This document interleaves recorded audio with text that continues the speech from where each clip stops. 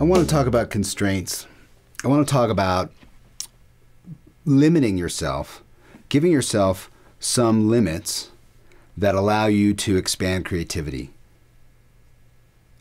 The word constraints can sort of evoke this idea of, you know, don't limit me, man. Like, what about free expression? And what about expansive? What about the endless possibilities, which is a great thing. And it's clearly the true and correct nature of creativity in general.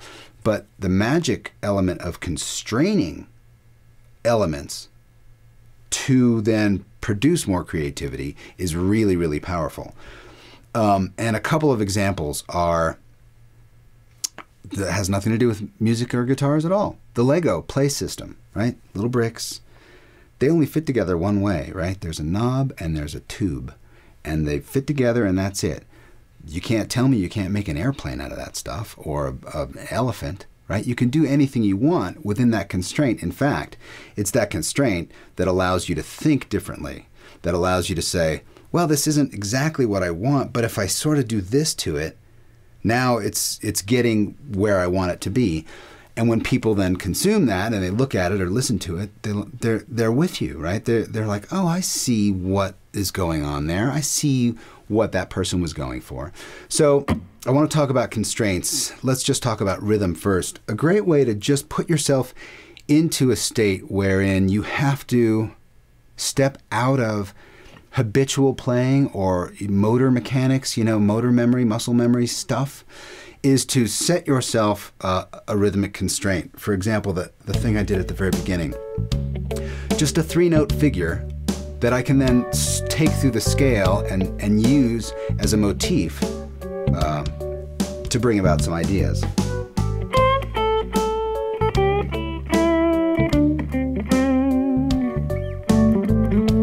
It does a couple of things. First of all, it gets everybody involved. Everybody knows what you're doing and what's coming up next.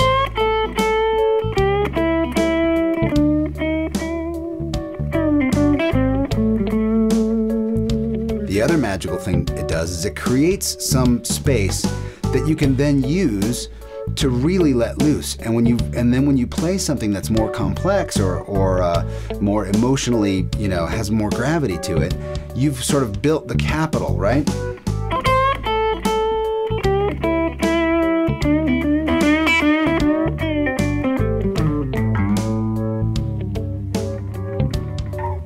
You've got everybody's attention. You've brought them along on a journey that was really easy. You allowed them a way in, right? You've said, dun, dun, dun, like, I'm going to say it again.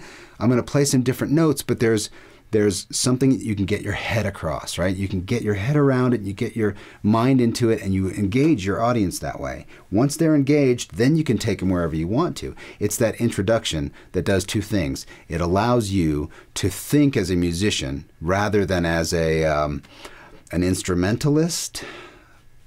Maybe that, you see the difference? Like, I play scales for a living, or I make music for a living, right? And these types of things give you a springboard by which to sort of like become more of a musician in that place. And then again, the second thing they do is they make it really easy for your audience to grasp, to get on board, right? And once your audience is on board, heck, at that point, by the time you're ready to play your really cool harmonic minor run that's killer, everybody will be ready for it. Rather than just ripping their heads off right off the top of the bat, you set up a framework and you challenge yourself creatively, and new stuff comes out, which is really what it's all about. Like, you create this space wherein you're playing something you've never played before.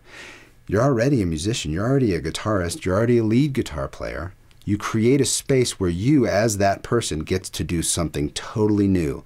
And that's infectious, and it's recognizable by your audience. They can hear it, and it's really easy for them to just get on board. So constraints is a really great tool to use. And again, it's not something that you can sort of, I'm going to practice constraints. You can do it, just practice some triplets or whatever, a rhythmical constraint or a note constraint. I'm only going to play the root, right?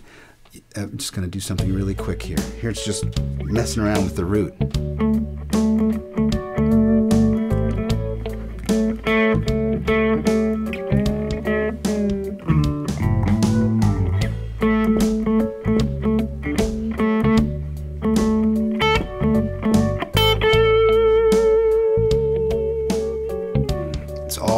okay.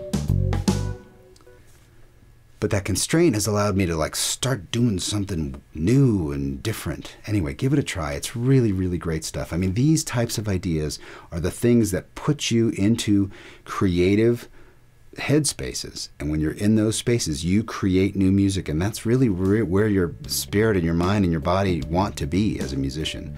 So constraints, think about it. Put yourself in those positions when you can and see what happens. There's good stuff in there.